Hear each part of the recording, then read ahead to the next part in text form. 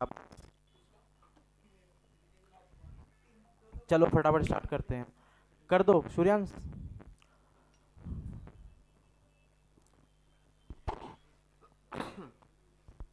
देखो आज देखना मैं गुप्ता पीरियड, और सबसे ज्यादा अगर हम बात करें तो क्वेश्चन बनते हैं गुप्ता पीरियड से, क्योंकि गुप्ता पीरियड में बहुत सारी चीजें एक साथ, हीरो आदि, गुप्ता पीरियड में एक साथ कई सारी चीजें हुई थी। अच्छा, गुप्ता पीरियड का जो मेन एरिया था ना, वो था आपका उत्तर प्रदेश वाला, यूपी वाला। गुप्ता, ये कुषाणों के सामंत थे, पहले समझ लेना, स्लाइड हम देखते रहेंगे। ये थे कुषाणों के सामंत। सामंत कौन? सामंती व्यवस्था आई थी पहले, सामंती सिस्टम आया था। क्या? भूमिदान प्रथा चली थी कि राज्य अपनी कुछ भूमि, देखो हर भूमि की देखभाल करना किसी भी प्रशासन के लिए आसान नहीं होता था। अब कोई एक रियासत है, जमीन पड़ी हुई है, अब देखो अगर आपके पास, बाद में उनको एक आइडिया आया कि इतनी सारी जमीन जो फालतू पड़ी है, इसको अगर हम यूज में लाएं तो इससे कुछ तो अनाज होगा, इससे राज्य का जो राजकोष है वो तो कुछ करेगा। लेकिन ऐसा जरूरी नहीं है, आज सरकार की कितनी जमीन खाली पड़ी, और सरकार के सक्षम है हर जमीन की देखभाल करने के लिए। इतने रिसोर्सेज चाहिए, उतने लोग चाहिए, आपको नई नियुक्तियां करनी पड़ेंगी। तो ऐसे ही उस टाइम में भूमि दान की प्रथा आई कि रियासतें क्या, राज्य क्या करते थे, अपनी कुछ लैंड को दान कर देते थे, और जिनको वो देंगे, जिनके हैंड ओवर करेंगे, वो व्यवस्था कहलाई सामंतवाद या सामंती राज या सामंत व्यवस्था। जिनको मिली वो कहलाए सामंत, फ्यूडरलिज्म। अब जो सामंत कहलाए वो क्या करेंगे, उस जमीन को जब मिल गया उनको, वो जमीन मिल गई, उसकी देखभाल करने के लिए कुछ लोगों को रखेंगे, खुद का स्टाफ रखेंगे, जब खुद का स्टाफ रखेंगे कुछ लोगों को रोजगार भी देंगे। अब जिनको रोजगार दे रहे हैं वो किस पर आश्रित हो गए? आर्या, किस पे आश्रित हुए, डिपेंडेंसी किस पर आई उनकी? सामंतों पर आई ना। तो इंडायरेक्टली वो क्या कर रहे हैं, सामंतों को पावरफुल बना रहे हैं। दूसरा, अब जब सामंत धीमे धीमे समृद्ध होंगे तो वो खुद की सेना भी तो बनाएंगे अपने आप की सुरक्षा के लिए, तो उन्होंने खुद की सेना बनाई। अब थे कुषाणों के यहाँ पर, उनके सामंत थे, मतलब कुषाणों ने उनको भूमि दान दी होगी। क्या होता था अब से, ये सब चल रहा है पैरेलली कि भाई एक रियासत है, ये उनकी सामंत राज व्यवस्था के अंतर्गत सामंत हैं। अब जब ये रियासत किसी से है ना युद्ध करेगी, तो ये इन सामंतों से क्या लेगी? मदद लेगी ना। भूमिदान की है ना आपने उनको, तो आप बदले में क्या लोगे उनसे? मदद। कई बार क्या हुआ इतिहास में, ये सामंत ही इतने पावरफुल हो गए कि ये ही रियासतों पर अटैक कर देते थे और खुद अधिकार कर लेते थे। तो ये कौन थे बेसिकली? कुषाणों के सामंत। कुषाण वंश जिसके पहले पढ़ा था, उनके सामंत। उन्होंने इनको लैंड दी हुई होगी दान में। इन्होंने किया था उत्तर भारत पे कब्जा, और सबसे बड़ा ज्यादा एरिया का कैप्चर कौन सा किया था इन्होंने? यूपी। और अपना हेड क्वार्टर क्या बनाया था इन्होंने? इलाहाबाद, आज का प्रयागराज। इस काल में ही सबसे ज्यादा विकास हुआ है तो साहित्य का हुआ।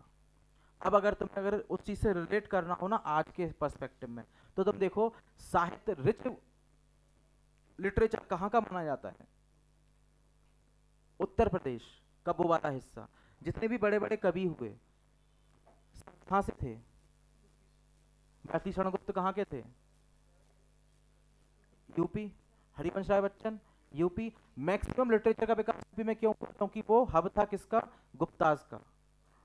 इनके दरबार में भी, जैसे आगे जाके मुगलों में पढ़ेंगे हम, नवरत्न थे मुगलों के यहाँ, ऐसे इनके यहाँ भी नवरत्न थे। उन नवरत्नों में से एक थे कालिदास, जो बहुत बड़े कवि हुए। एक थे अमर सिंह, आया। इन्हीं के दरबार में आया था कौन? फाइयान भारत आया था, ठीक है, चीनी यात्री। इनके ही साम्राज्य में एक वंश इस आगे जाके एक राजा हुआ जिसका नाम था समुद्रगुप्त। स्कंदगुप्त भी हुए, समुद्रगुप्त, जिसको क्या बोला?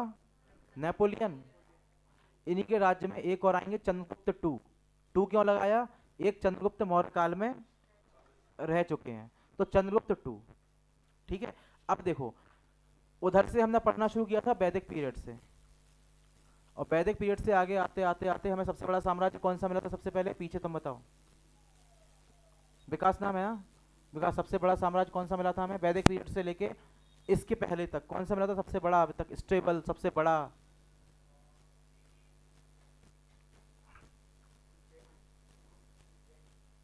साम्राज्य का नाम बताओ ना। कौन सा वंश था जिसने बहुत समय तक राज किया? शक्तिशाली साम्राज्य तो किसको बोलोगे आप, जिसकी बाउंड्री दूर दूर तक हो? तुम बताओ, पीछे बैठे जो, नाम मत बताओ मुझे, साम्राज्य का नाम बताओ। अशोक का ही था ना? नाम क्या था साम्राज्य का? शांत रहो ना, तुम लोग से पूछे फिर अभी।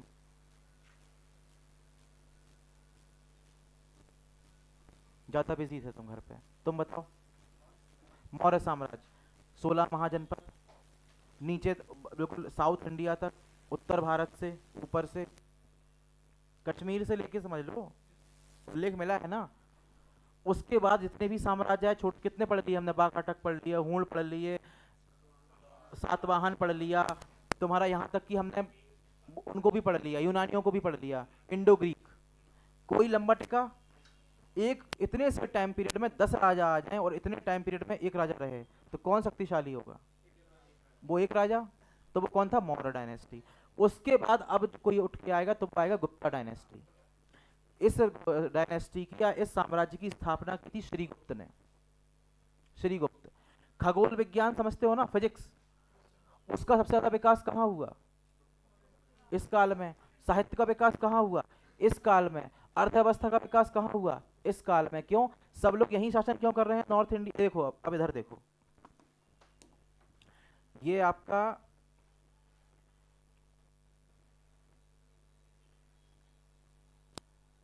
यही है गुप्ता पीरियड। गुप्ता एम्पायर ये इतना बड़ा है, तो इन्होंने सबसे ज्यादा जोर किसको दिया? इस एरिया को। क्योंकि इसी एरिया को जोर किसने दिया था इसके पहले? मौर्यंस ने। क्यों दिया था इन्होंने? मैं, एक तो मैदान, प्लेन्स अच्छे हैं, समतल मैदान है।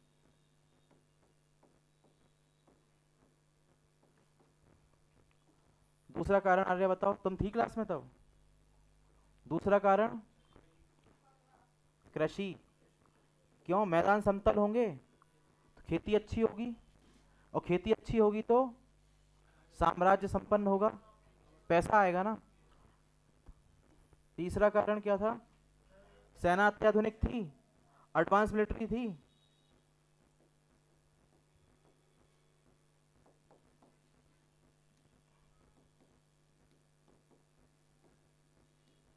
थी कि नहीं थी? क्यों थी? क्योंकि पहला कारण, आप अपनी सेना को एडवांस कब करोगे? जब पैसा होगा। आज अगर सरकार के पास पैसा ना हो तो आप कुछ दे पाओगे इक्विपमेंट? आज से 10 साल पहले भी तो धार से ही लिए थे ना, रशिया से और यूएसए से। रशिया से बेसिकली। तो पैसा चाहिए आपको सेना को एडवांस करने के लिए। यहाँ पैसा है क्योंकि एग्रीकल्चर अच्छा है। चीजें देखो एक दूसरे से रिलेट कर रही कि नहीं कर रही? ज्योग्राफी आ रही हर जगह। और सेना आधुनिक होने में सबसे बड़ा योगदान किसका था? रशिया। कृषि, आयरन का, लोहे का। क्योंकि लोहे का यूज हथियारों को बनाने में किया जाने लगा था। अब एक चीज देखना, जब ज्योग्राफी पढ़ोगे तुम लोग, मिनरल्स पढ़ोगे, तो ये जो एरिया है ना, सबसे ज्यादा लोहा यहीं मिलता है। छोटा नागपुर प्लेटू। तो इनके पास क्या था बेसिकली? लोहा। तो हथियार आधुनिक बने। ऐसे ऐसे हथियार बने कि भाई आप जितनी ज्यादा दूरी हो सके उतनी ज्यादा दूरी से आप किसी पर आक्रमण कर सकते हो। उसको मारने के लिए उसके पास तलवार लेके नहीं जाना पड़ेगा। ठीक है। अब आगे देखते हैं। इतना समझ में आया इसका बैकग्राउंड? इसलिए गुप्त साम्राज्य मौर्यंस के बाद सबसे शक्तिशाली बना। दूसरा बना, इन्होंने किए थे वैवाहिक संबंध स्थापित, मैरिटल रिलेशंस। ठीक है। कैसे? आगे देखते हैं। कुषाण राज्य के पतन के बाद उत्तर भारत में बहुत छोटे छोटे आए, हम पढ़ रहे थे उस दिन से, नॉर्थ में बहुत सारे लोग आए। इन्हीं में से गुप्त राजवंश की स्थापना हुई, गुप्ताज की। कब हुई? 275 से 300 एडी तक चला। कौन इसका संस्थापक था? श्रीगुप्त। अच्छा देखो, साम्राज्य में ना दो तरह के साम्राज्य होते हैं। एक राजा ए है, एक राजा बी है। एक राजा चाहता है कि मेरे दरबार में अलग अलग क्षेत्र के लोग आए, ज्ञानी हो, जिनको नॉलेज हो, आ रही बात समझ में? नवरत्न का कंसेप्ट समझ में आ रहा है ना? कि आप, अकबर क्या करते थे? अकबर क्या करता था, नवरत्नों से सलाह लेता था। सब अलग अलग फील्ड के थे, तो बेटर एडवाइस दे पाएंगे। और एक होते हैं जो क्या करते हैं, अपने दरबार में सिर्फ जी हुजूरी करने वाले लोग, जिनको उनको देख के खुशी मिलती है, चाटुकारिता जिसको बोलते हैं। तो ये ज्यादा ग्रो करेगा या ये ज्यादा ग्रो करेगा? एक ग्रो करेगा ना। ये एक कैटेगरी में था। अकबर का अगर आप रिलेट करो तुम, तो अकबर क्या इतना महान राजा कैसे बन गया युद्ध करते करते? अकबर की हाइट कितनी थी?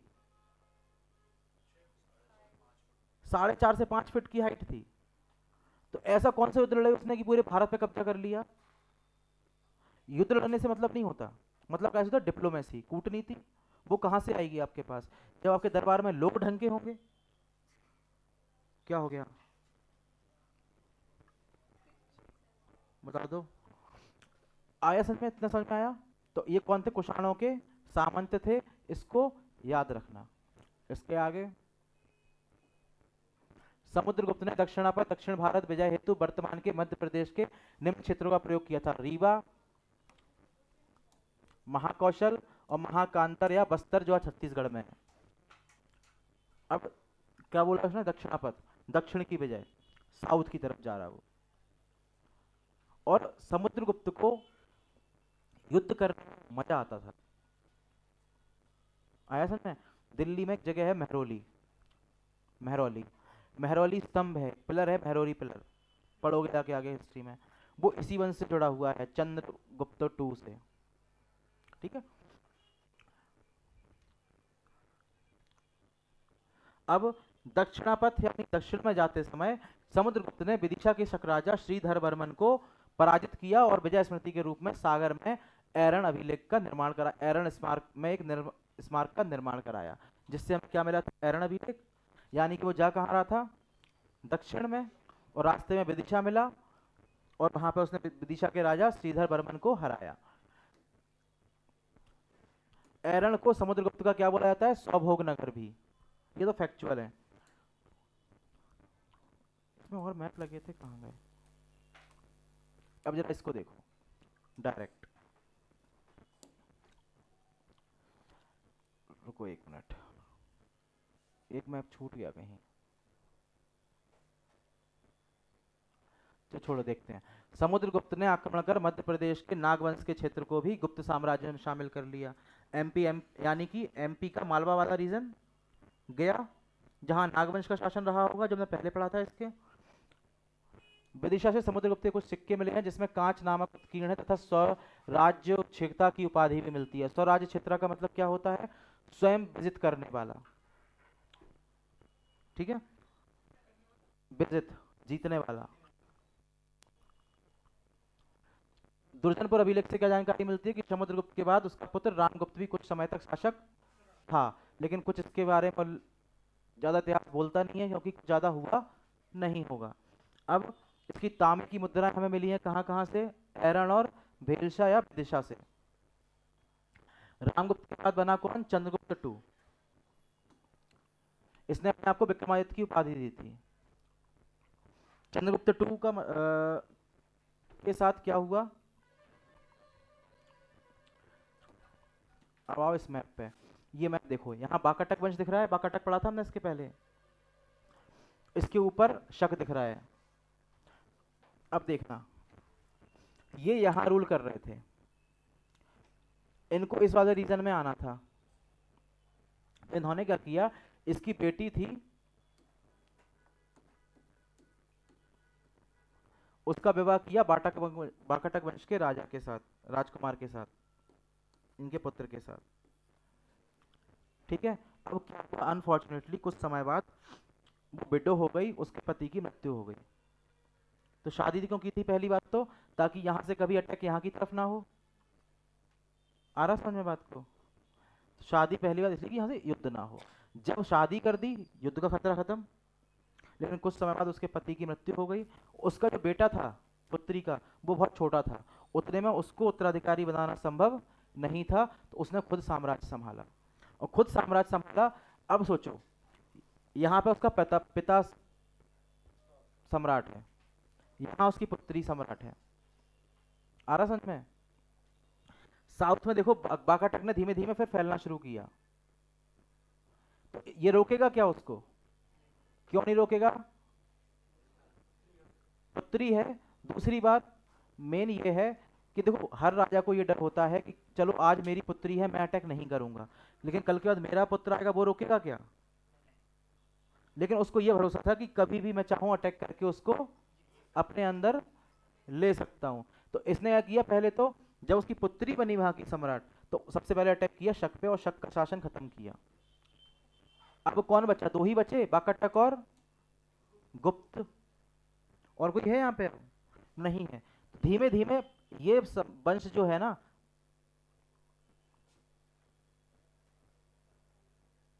आ रहा समझ में, श्रीलंका तक, क्योंकि यहाँ पर बाकाटक अपनी बाउंड्री एक्सपेंड कर रहे थे और यहाँ पे ये तो कर ही रहा था। यहाँ सिंध वाला रीजन देखो आप, पाकिस्तान आ गया।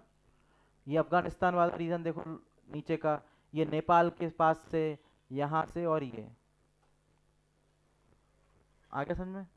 ऐसे इन्होंने अपनी बाउंड्री को एक्सपेंड किया। अब ऊपर आओ,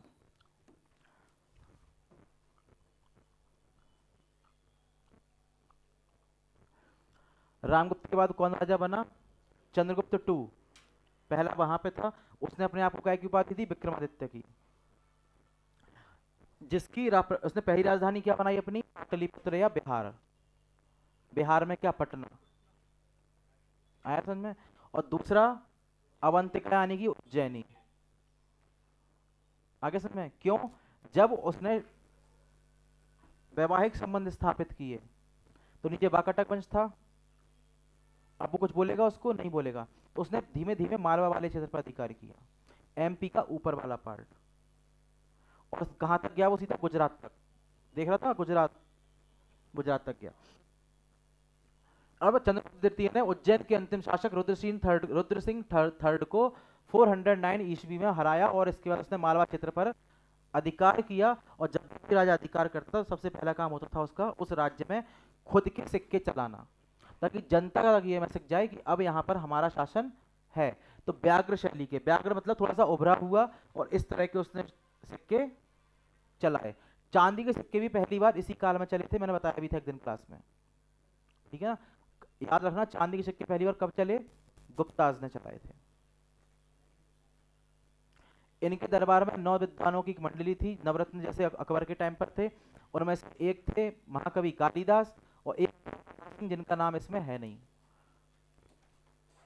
तो लिख लो, दोनों फेमस हैं। कालिदास तो लिखा ही है, तो अमर सिंह और ऐड कर लो कहीं पे। कालिदास की रचनाएं पता है क्या थी? कालिदास की रचनाएं अभिज्ञान शाकुंतलम, मोस्ट इंपॉर्टेंट पेपर के लिए।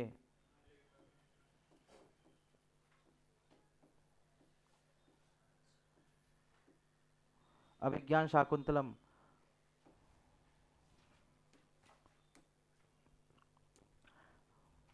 मेघदूत, मेघदूतम, ऋतु संहारम, लिख लो ये सब।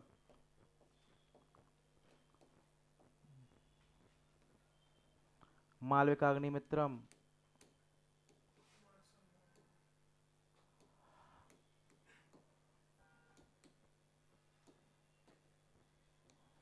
कुमार संभवम, मोस्ट इंपॉर्टेंट है। अभिज्ञान शाकुंतलम, ये बेसिकली लव स्टोरी थी। इसमें यह बोला गया है, राजा का नाम क्या था? राजा दुष्यंत, हस्तिनापुर के राजा थे। हस्तिनापुर कहाँ पे थे आज? आज का हस्तिना, उस समय का हस्तिनापुर आज क्या है? नॉर्थ का ऊपर वाला पार्ट। हस्तिनापुर के राजा थे दुष्यंत। वो गए शिकार पे, शिकार पे ही गए थे। शिकार पे गए तो वो रास्ता भूल गए, जंगल में भटक गए। तो एक ऋषि की कुटिया मिली उन्हें, उन ऋषि का नाम था कण्व ऋषि। हाँ याद आया, कण्व ऋषि।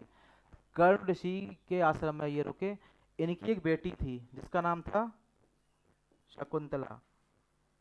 हालांकि ये इनकी गोद ली हुई बेटी थी, ये इनकी गोद ली हुई बेटी थी, क्योंकि ये बेटी के माँ बाप थे मेनका जो अप्सरा थी, मेनका नाम सुना है? मेनका। और ऋषि थे विश्वामित्र, उनकी बेटी थी ये शकुंतला, उनकी बेटी थी ये। तो वो शिकार करने गए, उनका वहां पर अफेयर हुआ स्टार्ट। और उसके बाद इन्होंने बोला कि ठीक है हम तुमसे विवाह करेंगे, हम महल में जाके पहले सूचना दे दें। अगले दिन चले गए वो, ऋषि दुर्वासा आए आश्रम में, ऐसे ही मिलने आए होंगे, निकले होंगे वहां से। उन्होंने आवाज लगाई, तो ये जो शकुंतला थी इसने सुना नहीं, ये ख्यालों में खोई होगी। तो ऋषि दुर्वासा ने श्राप दिया कि जिस पुरुष के तुम ख्यालों में खोई हुई हो, जिस व्यक्ति इंसान के, वो तुम्हें भूल जाएगा। उसने फिर हाथ जोड़े, पैर जोड़े, मनाया, तो वो बोले ठीक है, अगर तुम्हारी कोई निशानी उसको मिलेगी तो उसे याद आ जाएगा। फिर बाद में यही हुआ कि कुछ टाइम बाद वो प्रेग्नेंट हुई, राजा के पास महल में मिलने गई। हाँ, महल में राजा के पास मिलने गई और राजा ने वो पहचान नहीं पाए श्राप की वजह से। और एक अंगूठी थी जो राजा ने दी थी, लेकिन वो रास्ते में गिर गई थी। फिर वो अंगूठी एक किसी गांव वाले को मिली, उसने राजा को दी, तो राजा को याद आया, फिर जाके इनकी बाद में शादी हुई। ये था अभिज्ञान शाकुंतलम। मेघदूत भी अच्छी है, मेघदूत भी ऐसे ही कुछ है, अच्छा है। मतलब ये रचनाएं हैं, ये याद रखना, इस काल में जो रची गई थी।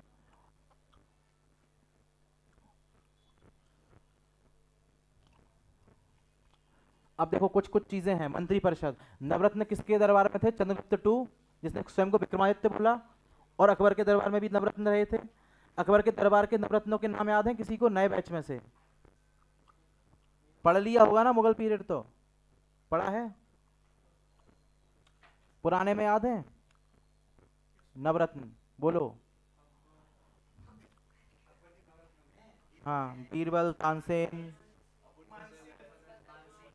हाँ, मुल्ला दो प्याजा, हाँ,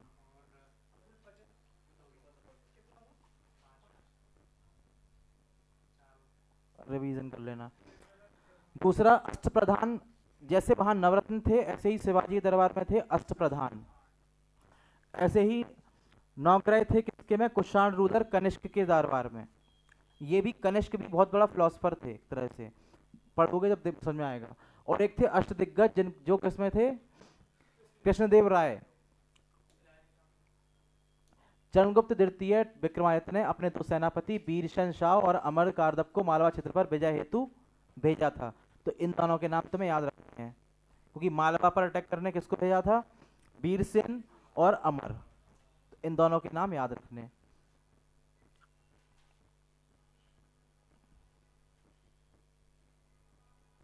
वीरसेन शाह ने विदिशा के उदयगिरी क्षेत्र पर गुप्त शासकों का आधिपत्य स्थापित किया। अच्छा, अगर वैसे आएगा नहीं, फिर भी अगर आता है,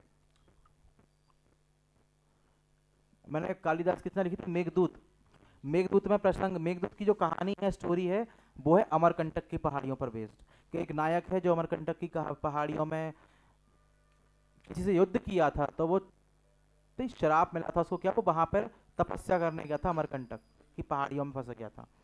तो वहां से वो रचना ऐसी है कि उसमें प्रकृति और प्रेम और वियोग, तीन चीजों का मिलन है। तो अमरकंटक की पहाड़ी याद रखना, पेपर में वैसे पूछेंगे नहीं, लेकिन फिर भी शराब मिला होगा ना, कुछ ऐसा ही था, मतलब कुछ था। तो वो अमरकंटक की पहाड़ियों पे था, तपस्या करने गया था। तो उसको अपनी वहां पर पत्नी की याद आई, तो उसने बादलों को बोल के जो कविता लिखी, वो पूरा कहलाता है आपका मेघदूत। कि उसने बादलों से वर्णन किया है कि तुम मेरी पत्नी के पास जाना, उसको मेरा हाल बताना कि मैं सकुशल हूँ। और रास्ता बताया था उसने कि ऐसे जाना हिमालय पर्वत से निकल के। तो इनडायरेक्टली उसमें वर्णन है काय का, प्रकृति का, जोग्राफिकल एरिया का, यूपी इंडिया के, और साहित्य ही है ये। वीरसेन शाह ने विदिशा के उदयगिरी क्षेत्र पर गुप्त शासकों का आधिपत्य स्थापित किया और उदयगिरी की गुफाओं का निर्माण कराया। उदयगिरी की गुफाएं हैं, किसने बनाई थी ये? वीरसेन ने। वीरसेन को किसने भेजा था? चंद्रगुप्त टू ने। उदयगिरी से वीरसेन शाह का अभिलेख मिलता है, जिससे हमें ये जानकारी प्राप्त होती है। अच्छा, चंद्रगुप्त टू के बारे में जानकारी हमें मेहरौली स्तंभ से भी मिलती है, जिस पर कुछ लिखा हुआ है, चंद्रगुप्त की तारीफों में कुछ बातें लिखी हुई हैं, जो दिल्ली में मेहरौली स्तंभ लोहे का है ना, बहुत बड़ा सा, देखा है फोटो में तो देखा होगा, वहां से भी। तो अमर कालव ने सांची पर विजय प्राप्त की और सांची से इसका अभिलेख भी मिलता है। अब चंद्रगुप्त टू दो लोगों को भेजा, वीरसेन और अमर को। वीरसेन ने कहाँ पर जानकारी मिली, उदयगिरी अभिलेख, और इसकी कहाँ से मिली, सांची अभिलेख। ठीक है। During the time of Chandragupta two Vikramaditya, the Chinese traveller Faxian came to India and travel to Madhya Pradesh 399 AD to 414 AD. AD में आ गए ना अब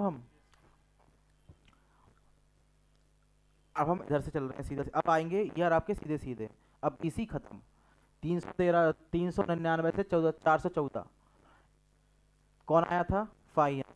दो लोगों के नाम हमेशा याद रखना, होइन फाइयान। दोनों किसके दरबार में आए और कहां से आए थे।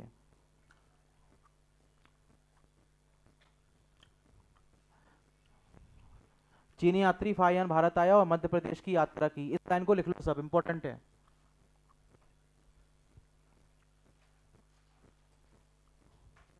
आप इंग्लिश मीडियम हो,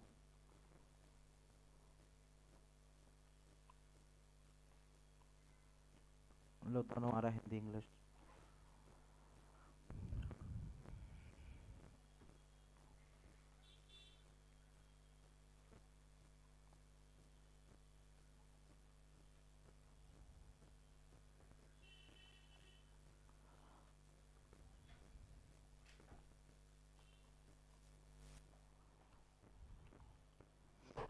वो सब रिवाइज कर लिया पीछे, नास्तिक संप्रदाय वगैरह रिवाइज कर लिए थे, जैन धर्म बौद्ध धर्म। पुराने वालों ने, तुम नए वालों ने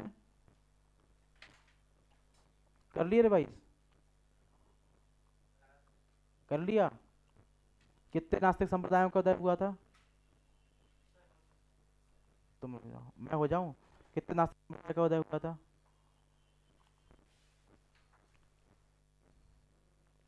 नहीं पता। निहारिका नाम है ना तुम्हारा, पता है तुम्हें, तुम्हें भी नहीं पता।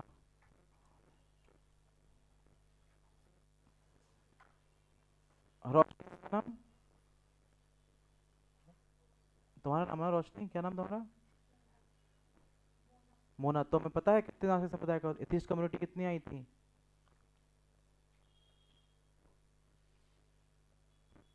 भक्ति मूवमेंट हुआ था एक तरह से, नहीं पता तुम्हें, तुम्हें भी नहीं पता होगा,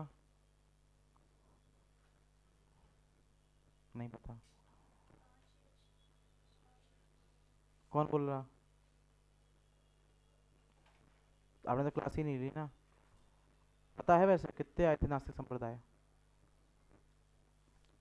क्लास नहीं ली ना, तो बैठो रुक जाओ अभी। तुमने भी नहीं ली थी यार क्लास, तुम्हें पता है पीछे विकास, नहीं पता। तुम्हें पता है नास्तिक संप्रदाय कौन से, 6 नाम बताओ। नहीं नहीं रुको, 6 नाम बताओ।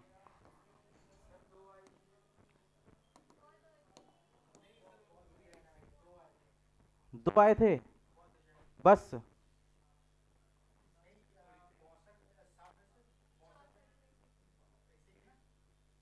मुझे नहीं पता।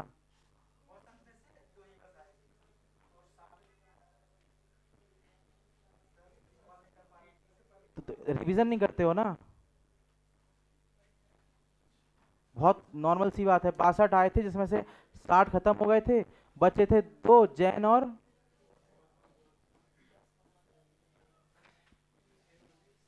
अच्छा एक और था इनमें से, पुराना में से था ना कोई, चारवाक। चारवाक दर्शन, चारवाक पता क्या कहता है, चारवाक भी आया था, बड़ा फेमस हुआ था, चला नहीं था। चारवाक क्या बोलता है, आ रहा बता रही, हाँ बताओ, मैं वेट करूंगा। हाँ हाँ, जैसे चारवाक दर्शन का वो था कि जो कुछ हो वो आप ही हो, और सब कुछ पहले से तय है। और आपकी जो कुछ, अगर कोई ये बोल रहा है सब कुछ पहले से तय है, मतलब क्या है, किस्मत होती सब कुछ, यही मतलब है ना। आप कुछ भी नहीं बदल सकते हो, 4 बार कहता था। आप बस अपनी लाइफ को जियो। इसलिए वो एक वो भी है, जो हम जीवेत घतम पीवेत, जब तक जियो तब तक घी पियो चाहे कर्जा लेके पियो, क्योंकि क्या पता पुनर्जन्म होता ही ना हो। तो ये था, लेकिन वो चला नहीं, 4 बार दर्शन नहीं चला था। क्यों नहीं चला था? इसलिए नहीं चला था क्योंकि वर्ल्ड में सबसे ज़्यादा जो लोग सुसाइड करते हैं वो एथिस्ट होते हैं। क्यों करते हैं? क्योंकि जब आप जब ये बोल दोगे ना ईश्वर ही नहीं है, ना मेरे भीतर है ना बाहर है, तो आप हर चीज़ को ब्लेम किसको दोगे? खुद को। और जब खुद को दोगे तो क्या होगा? आप एक टाइम बाद आपका ब्रेन एग्जॉस्ट होगा, आप सुसाइड कर लोगे। अभी 100-150 साल पहले की बात है कि थीस्ट ने है ना सुसाइड की थी, वेस्टर्न में, नाम याद नहीं आ रहा अभी। हाँ, हाँ, हाँ। तो वो क्यों की थी? क्योंकि वो यही फिलोसफी तो थी लगभग लगभग। जब आप ये बोलते हो कि भगवान ही नहीं है, तो होता क्या है, जब कुछ गलत होता है हमारे साथ तो एक सपोर्ट सिस्टम होता है ना, एक इमोशनल सपोर्ट, कि कोई तो है जो देख रहा। और जब आप उसी सुप्रीमेसी को खत्म कर दोगे, तो आप जिम्मेदार खुद को ही तो ठहराओगे। इसलिए नहीं चला था। बाकी दो ही चले थे, जैन और बौद्ध। अहम ब्रह्मास्मि किसने बोला था? शंकराचार्य ने। इसका मतलब क्या होता? नए में बताओ, कोई बताओ अहम ब्रह्मास्मि का मतलब। मैं ही ब्रह्म हूँ, जो भी हूँ मैं ही हूँ। ब्रह्मा मेरे भीतर है, एक ही सोल है, हमारे भीतर ही है। इसलिए बोला था शंकराचार्य ने क्या? ब्रह्म सत्यम जगत मिथ्यम, मतलब ब्रह्म ही सत्य है, ये जगत जो है वो मिथ्या है। फायान ने अपनी यात्रा वृत्तांत को फो यू की में कि मैं मालवा की जलवायु को विश्व की सर्वश्रेष्ठ जलवायु बोला है। ये मोस्ट इंपॉर्टेंट स्टेटमेंट है, क्योंकि फायान ने ये कहा था कि मालवा का जो क्लाइमेट है वो वर्ल्ड का सबसे बेस्ट क्लाइमेट है। चंद्रगुप्त टू के बाद उनका उत्तराधिकारी कौन होगा? कुमारगुप्त। जितने भी हमें अभिलेख मिले हैं सबसे ज्यादा इन्हीं के मिले हैं, कुमारगुप्त के। हाँ। सोचो कितनी सारी चीजें डिस्ट्रॉय हो गई इंडियन हिस्ट्री की, फॉरेन इन्वेडर्स की वजह से, वरना कुछ ना कुछ मिलना बाकी था। कितनी सारी किताबें तो ऊंटों पे भर के है ना समुद्र में फेंक दी थी। मतलब सोचो, जीरो की खोज किसने की? उसके पहले नहीं था जीरो? उसके पहले था। शास्त्र में तो थी ना गणना, तो बिना जीरो की गणना है। शास्त्र में तो बोला है ना कि आकाश की तुलना जीरो से की है, आकाश शून्य है ना, आकाश तो उसका तो अंत ही नहीं है कुछ भी। तो जब आकाश की तुलना शून्य से हो रही है तो शून्य तो था होगा ना। तो जब कितनी चीजें मिलती है ऐसी, अगर उस यूनिवर्सिटी में आग नहीं लगाते तो। कितनी किताबें जलाई थी कि 3 महीने तक आग जली थी।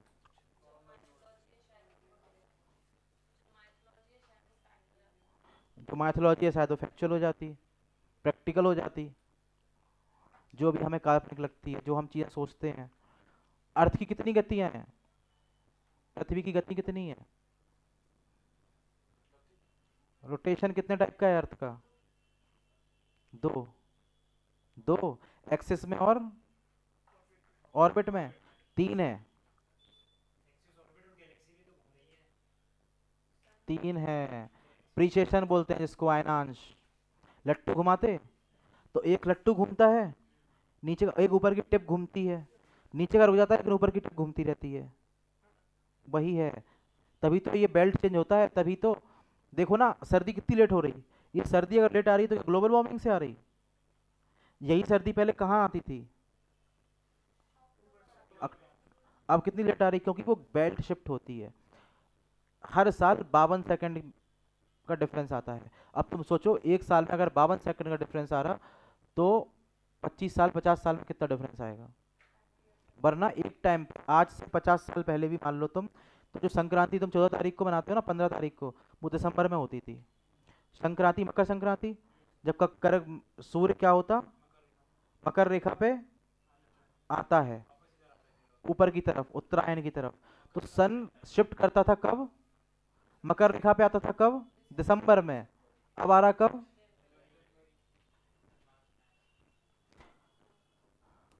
गुप्त अभिलेखों में सबसे ज्यादा किसके अभिलेख मिले हैं हमें गुप्त काल के? कुमार गुप्त के काल के। प्रमुख प्रमुख अभिलेख कौन से हैं जो एमपी में है? मंदसौर का अभिलेख और तुमैन अभिलेख जो है अशोकनगर में।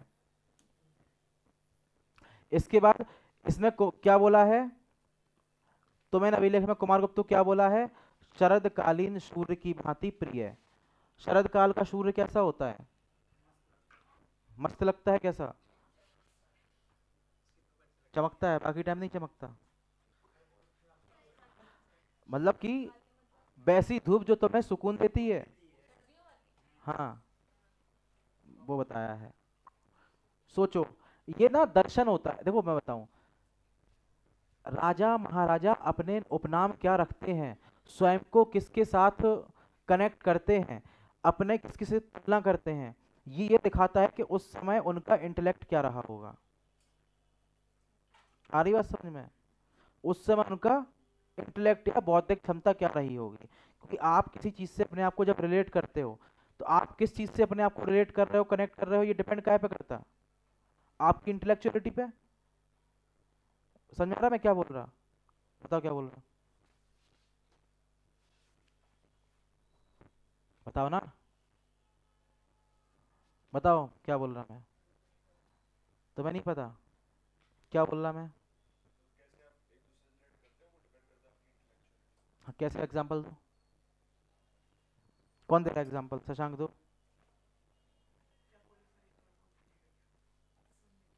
इन्होंने बोला कि इन्होंने अपने आप को शरतकालीन सूर्य की भांति प्रिय बताया है। सन जो विंटर में निकलता है वो वाले सन की तरह इन्होंने प्रिय बताया है।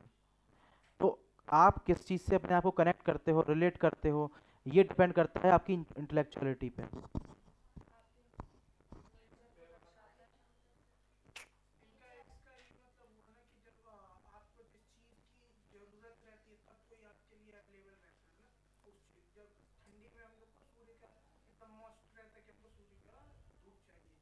हम्म,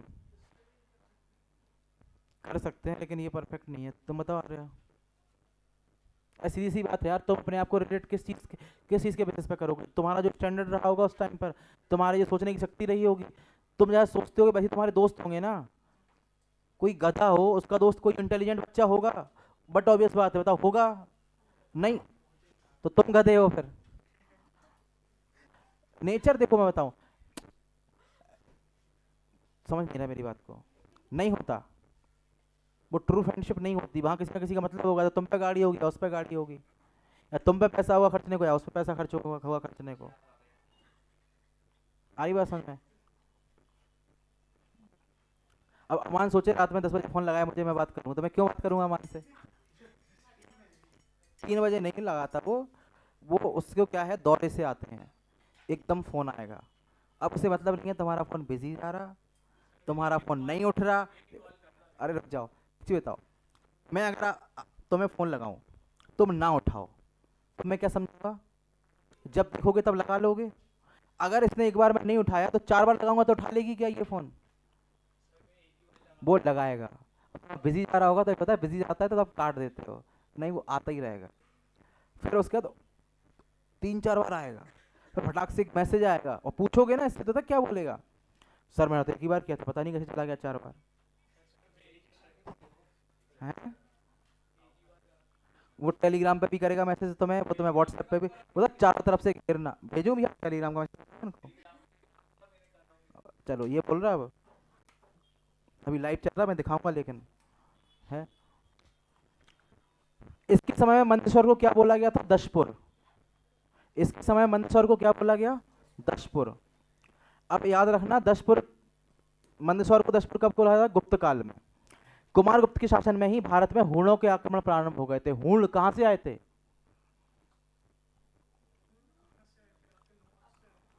इनके समय में ही हूणों ने आक्रमण चालू कर दिए थे। मतलब अब बाहर से आक्रमण चालू होंगे। कुमार गुप्त का उत्तराधिकारी कौन था? स्कंदगुप्त। बहुत बढ़िया राजा था स्कंदगुप्त, पढ़ेंगे इसके बारे में हम अभी।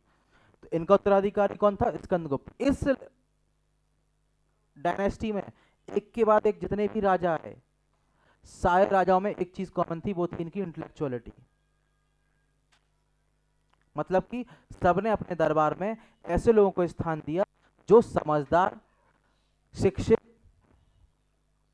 आ रहा समझ में, लोग थे। ठीक है।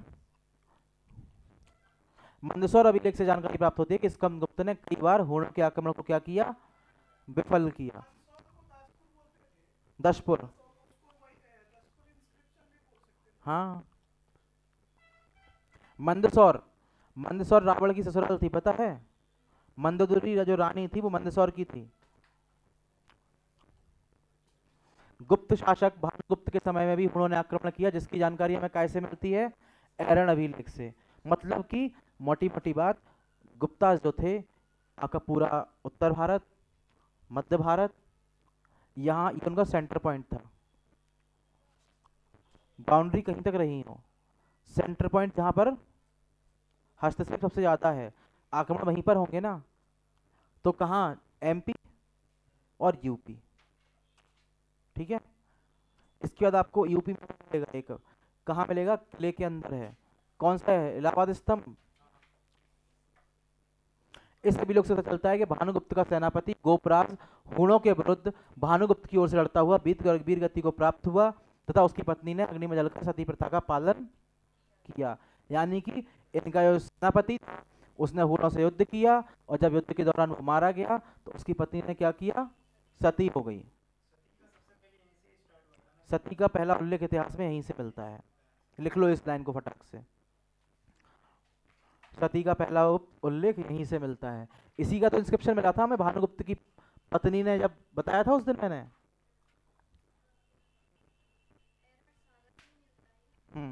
एरन अभिलेख सती प्रथा का प्रथम उल्लेख।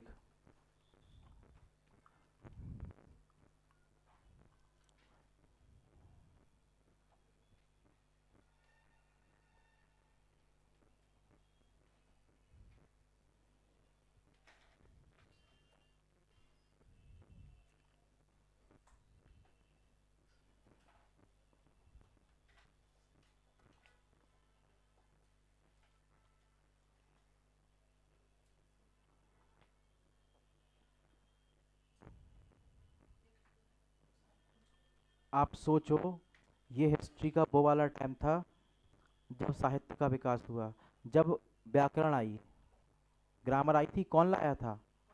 पाणिनि। किताब का नाम क्या था? अष्टाध्यायी। खगोल शास्त्र आया, फिजिक्स, बराहमिहिर। पता है बराहमिहिर की पंच सिद्धांतिका जो किताब है वो आधार है जो भारतीय ज्योतिष विज्ञान का। ये जो ज्योतिष दिखते हैं ना मार्केट में आजकल, ये जो कैलकुलेशन लगाते हैं, इसका बेस क्या है? पंच सिद्धांतिका जो बराहमिहिर ने लिखी थी उस समय में। अब सोचो तुम, आज के समाज से कंपेयर करो तुम उस समाज को, तो देखो उस समाज में लोग कैसे थे। मतलब हमारे इतिहास ने एक बहुत खराब समय भी देखा, जब अथर्ववेद की रचना हुई, उसके बाद जब नास्तिक संप्रदायों का उदय हुआ, जैन और बौद्ध धर्म सरवाइव किए, बाकी सब समाप्त हो गए। तो सोचो कि उन लोगों ने कितना बुरा समय देखा होगा कि आप एक अपना नया कल्ट लेके आ रहे हो, चाहे वो जैन हो, चाहे बौद्ध हो, चाहे चारवाक हो, कोई भी हो। आ रहा समझ में? और उसके बाद फिर से जीरो पे पहुंचना, और फिर उसके बाद गुप्त पीरियड जैसे समय आना जहां पे लोग व्याकरण लिखी गई, भौतिक विज्ञान का विकास हुआ कि भाई ये लिपि है, ऐसे लिखनी है, ये साहित्य है। कि भाई मेघदूत, अब मेघदूत की जो कहानी है देखने में छोटी लगती कि नायक है ना, एक मेघ से बोल रहा है अपनी पत्नी के पास संदेश पहुंचाने के लिए, लेकिन ये फिलॉसफी है। इसमें कालिदास, अगर लगता है ना कालिदास ने ये क्या लिखा, तो सोचो कालिदास ने क्या लिखा कि उसने, कालिदास जैसे कवि ने, एक नायक है एक बादल है, उन दोनों को नायक नायिका बना दिया, और एक तीसरी नायिका है, बादल मैसेंजर हो गया। उसके बीच में रह के आपने संवाद के थ्रू प्रकृति और भारत का वर्णन कर दिया कि जलवायु कैसी है भारत की, कि वहां से जाने का रास्ता बता रहा वो। कि आप यहाँ से जाओगे फिर आपको ये मिलेगा, फिर ये मिलेगा, फिर ये मिलेगा। तो बेसिकली वो इंडिकेशन क्या है कि इतना एक्सप्लोर किया था। और आज को देखो, आज हम किताबें नहीं पढ़ते। आ रही है समझ में? आज हम बुक्स नहीं पढ़ते। और ये बुक्स लिखी कब गई थी? तब, जिनसे ज्योतिष विज्ञान अपने आप में इतना सक्षम है कि आपके बर्थ प्लेस से, आपके नेचर से, आपके जन्म का समय विद सेकंड निकाल देगा, भले ही तुम्हें पता ना हो कि आपका जन्म इस मिनट पे, इस घंटे में, इस सेकंड पे हुआ था। और सब क्या है? Calculation, mathematics. और आज वो सब चीजें छूट गई। तो सती प्रथा का पालन किया था। अब आता है भाई गुप्त काल में संस्थापक कौन थे? श्रीगुप्त। 275 से 300, यानी कि 25 साल शासन किया। उसके बाद समुद्रगुप्त दक्षिण पर विजय की लिए गए, रीवा, महाकौशल। उसके बाद कुषाणों के सामंत थे ये, स्वभोग नगर बोला गया है। इन्होंने नागवंश को गुप्त साम्राज्य में शामिल किया। विदिशा से समुद्रगुप्त के सिक्के मिले। विदिशा के दुर्जनपुर अभिलेख से रामगुप्त के की जानकारी मिलती है। और उनकी मुद्राएं क्या कहां से मिली? एरण और भेलसाया, विदिशा। चंद्रगुप्त टू विक्रमादित्य की उपाधि दी जिन्होंने खुद स्वयं को। दूसरी राजधानी क्या बनी? अवंती, अवंतिका। इसके बाद इन्होंने क्या किया? रुद्रसेन 2-3 को हराया। व्याघ्र शैली के चांदी के सिक्के चलाए, पहली बार चांदी के सिक्के यहीं से चले थे इतिहास में, पहली बार। उसके बाद वीरसेन और अमर ने क्या किया? मालवा क्षेत्र पर विजय की। कौन कौन से क्षेत्र पर विजय की थी मालवा के? सांची और विदिशा।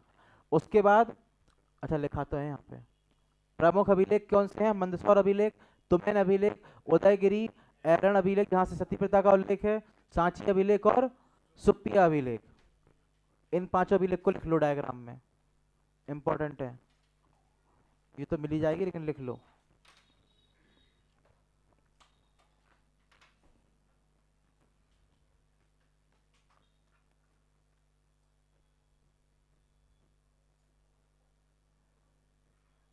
ये जो राजा विक्रमादित्य थे, इन्हीं के पुत्र बने बाद में राजा भरत, जिनके नाम पे पड़ा था नाम भारत।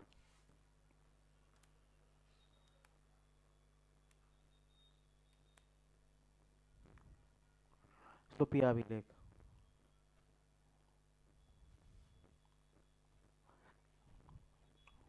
अब पहला क्या है? मंदसौर अभिलेख। लिख रहे थे? लिख लो, लिख जाए तो बताना।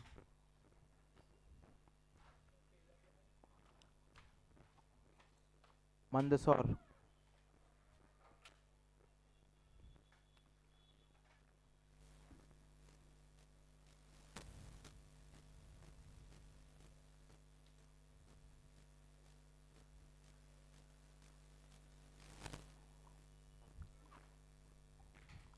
अगर मेंस लिखना है, कभी सोचा है कि हाँ हम मेंस, जिन्होंने सोचा है कि हाँ हम मेंस जरूर लिख लेंगे, लिखेंगे अपने इस जन्म में, तो किताबें पढ़ा करो। बिना किताब पढ़े, न्यूज़पेपर कितने लोग पढ़ते हैं रेगुलर? न्यूज़पेपर हाथ उठाओ, पूरे पूरे उठाओ ना, पहले उठाया तो तब उठाओ। पूरा आज पढ़ा था? आज पढ़ा था? आज बारात कैसे उठा रहे हैं? पर डे पूछ रहा मैं, पर डे कौन कौन पढ़ता? हाथ उठाओ। रुपेश तुम्हें टाइम नहीं मिल रहा? प्रतिभा तुमसे उम्मीद नहीं करें। अमान तुम्हें टाइम नहीं मिल रहा? नए बच्चों में न्यूज़पेपर पढ़ते हो तुम लोग? हाथ उठाओ जरा, कितने लोग पढ़ते? कभी कभी नहीं, जो रोज पढ़ते बस वही उठाना। पर डे मतलब एक ही बच्ची है जो पढ़ती है, और एक तुम, बाकी कोई नहीं पढ़ रहा? कभी कभी क्यों? बाकी समय समय नहीं मिलता? दूसरों के घर में झाड़ू पोछा करने आते क्या तुम लोग को? समय नहीं मिलता है? न्यूज़पेपर तो मस्ट है, सिलेबस का पार्ट है न्यूज़पेपर तो। उनसे सबसे नहीं कह रहा, उनसे कह रहा जिन्हें मेंस लिखना है बस। न्यूज़पेपर में पर डे पढ़ा करो, पहला पेज, लास्ट का पेज, एडिटोरियल। एडिटोरियल की तो कभी कभी कटिंग रख लिया करो करके। ये लिखता है एडिटोरियल, ये पर डे लिखता है एडिटोरियल। डिट्टो पेपर रख के सामने नोटबुक में लिखता है वो। चीजें करनी पड़ती तब मिलती। न्यूज़पेपर पढ़ने से क्या होता है, अभी मैं तुमसे पूछूं, कुछ भी क्वेश्चन पूछ लूं, तुम्हें शायद पता हो लेकिन तुम्हें साथ बताना ना आए। होता है कई बार ऐसा कि जवाब हमें पता है और कैसे बताएं हमें ये नहीं पता। पता है ऐसा क्यों होता? तुम्हारे दिमाग में शब्द नहीं है, वोकैबुलरी नहीं है उतनी। और शब्द कब आएंगे? जब तुम किताबें पढ़ोगे और पेपर पढ़ोगे, क्योंकि वो शब्द फिर इनडायरेक्टली आपके दिमाग में आ जाते हैं। जब लिखोगे तो फिर अपने आप पेपर पे निकलते हैं। समझ में आई बात? सबसे पहले है भाई मंदसौर अभिलेख, मंदसौर इंस्क्रिप्शन। पेपर यहाँ आता है वैसे, अगर समय मिला करे तो पढ़ा करो। इसे दशपुर अभिलेख भी कहते हैं क्योंकि मंदसौर का पहला नाम, पुराना नाम क्या होता था? दशपुर। मंदसौर से गुप्त शासक कुमारगुप्त टू तथा औलिकर वंश के शासक यशोधर्मंश का अभिलेख भी मिला है। कुमारगुप्त टू के दशपुर अभिलेख को उसके कहने पर संस्कृत विद्वान वत्स भट्टी द्वारा संस्कृत भाषा में उत्कीर्ण कराया गया था। दोबारा पढ़ो इसको, कुमारगुप्त टू के दशपुर अभिलेख को उसके कहने पर संस्कृत के विद्वान वत्स भट्टी द्वारा संस्कृत भाषा में कन्वर्ट किया। कुमारगुप्त टू के मंदसौर दशपुर अभिलेख से जानकारी प्राप्त होती है कि उसके द्वारा मंदसौर में एक सूर्य मंदिर बनवाया गया। आई बात समझ में? मंदसौर का सूर्य मंदिर किसने बनवाया? अब कुमारगुप्त टू ने। इस अभिलेख से पता चलता है कि जब महाराष्ट्र में अकाल पड़ा था तब रेशम बुनकरों की एक शाखा मंदसौर में आके बसी थी।